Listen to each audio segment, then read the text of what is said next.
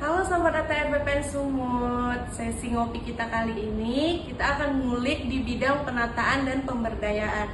Yuk ikuti aku, let's go. Pagi Pak. Selamat pagi Ibu. Siapa Ibu Rofi? Mira. Nah, apa cerita? Pak izin bertanya, apa aja nih kegiatan di bidang penataan dan pemberdayaan? Oh, kegiatan kita di sini banyak. Bisa gua hafalan tidak bisa kan? Kegiatan redistribusi itu ikonnya bidang 3, bidang penataan dan pemberdayaan. Ada kegiatan GTRA. GTRA itu ada di provinsi.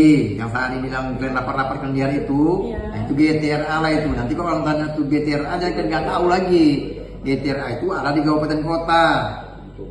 Yang dipanya mereka, kalau di provinsi di Pak kita. Itu di subsidinya satu subsidi LR namanya. Ada 3 subsidi di sini, bukan subsidi lah, korsub. Nah, ada korsub pemberdayaan Ibu Puspa, registrasi Pak Regen. Tapi kalau sub koordinator yang pemberdayaan Ibu Puspa. Itu kegiatannya itu yang sangat mulia. Dia memberdayakan orang-orang termasuk Ibu Mira, Ibu yang sana, Ibu Widya, Ibu Henry, termasuk memberdayakan dia tuh. Yang penting kalau di kampung diberdayakan lah. Kalau di kantor ini nggak diberdayakan. Kalau di lapangan di masyarakat diberdayakan. Artinya masyarakat itu kita fasilitasi, gitu. Bukan kita kasih uang, bukan kita kasih nomor rekening, bukan. Tapi kita fasilitasi dengan aktivitas apa yang diperlukan mereka. Misalnya pertanian, maka dengan balai pertanian, dinas pertanian. Kalau perikanan, dinas perikanan. Kalau listrik dengan PLN. Kalau jalan dengan PU, kita memfasilitasi, kita jumpa ke PU, Pak PU tolonglah masyarakat Bapak gini.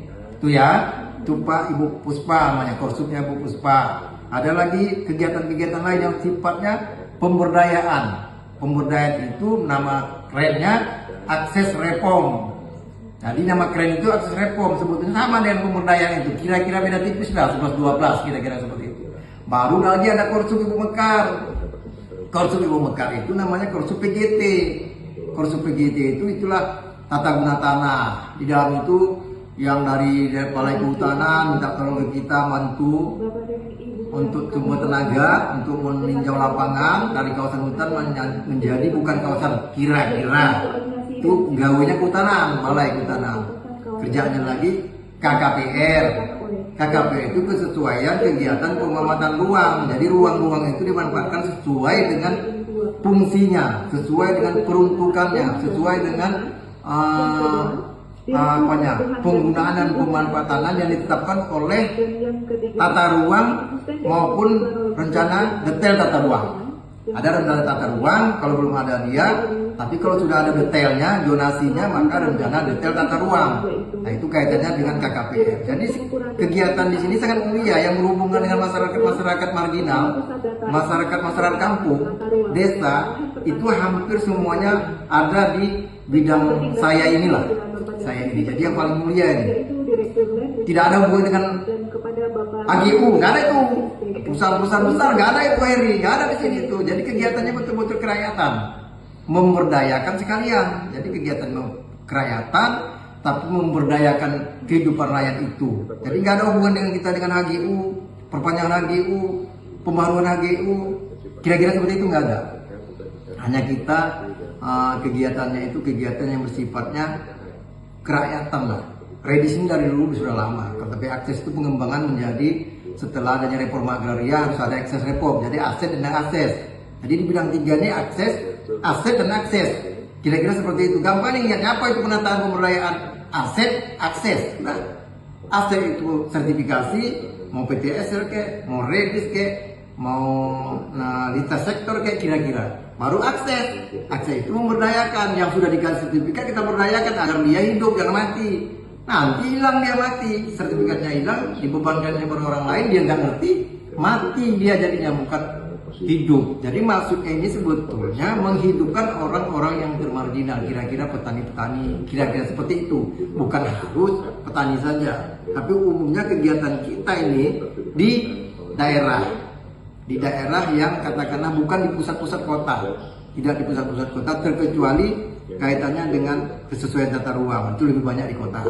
atau akses reform itu mungkin lebih banyak di kota. Kalau di kampung-kampung apalah aksesnya dibuatkan kan gitu. Tapi kalau Redis umumnya itu di kampung. Sementara Redis adalah ikonnya bidang 3 itu sebetulnya redistribusi. Dulu itu namanya LR, bidang LR dulu karena Redis itulah ikonnya.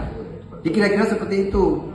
Nanti kalau ditanya orang tua apa pengaturan penataan pemberdayaan, kita harus bisa jawab ya. Ada 3 korsub ini, korsub ini itu, korsub itu yang sana ini, kira-kira seperti itu. Jangan lagi kita bingung, nggak tahu lagi apa penataan pemberdayaan. Tanyalah dulu, Pak Tigran tidak mendalami ilmu pengetahuan BPN ini secara umum, ya kan Heri? Harus dikuasai. Pengukuran juga, pemberdayaan juga, penetapan hak juga. Kalau perlu TU yang megang-megang uang itu kalian pelajari semua lah. Jadi nanti kemanapun dia tetapkan, kalian siap on the track. Apapun kemanapun siap untuk bekerja. Siap untuk bekerja apapun yang diberikan. Karena tidak ada yang latar belakang pendidikan sekarang. Mampu bekerja monggo. Kira-kira seperti itu. Makanya di sini itu kerjanya harus megang IT bisa. Medsos harus bisa. Kalau dulu saya hanya membanggakan IP bagus, lulus. Kalau sekarang IP itu nggak usah, jangan dibangga-banggakan. Yang penting kemauan IT dan digital itu wajib hukumnya saat ini di bidang manapun ya. Saya pikir itu yang dapat saya sampaikan ya. Udah puas kan ya? Oke, seperti itu. Terima kasih Dinda, terima kasih semua tim dari Humas Kanwil BPN Sumatera Utara. Selamat bekerja. Untuk terakhir nih Pak, boleh dong kasih satu pantun untuk Oh pantun, berarti apa mau kasih pantun ya? Pantun lama aja lah ya. Boleh Pak. Kalau ada sumur di ladang, jangan lupa menumpang mandi. Kalau ada modal panjang, kalian tanya aku lagi, akan kuberi ilmu kepada kalian yang berarti. Oke? Selamat warahmatullahi wabarakatuh. Terima kasih Pak. Ya.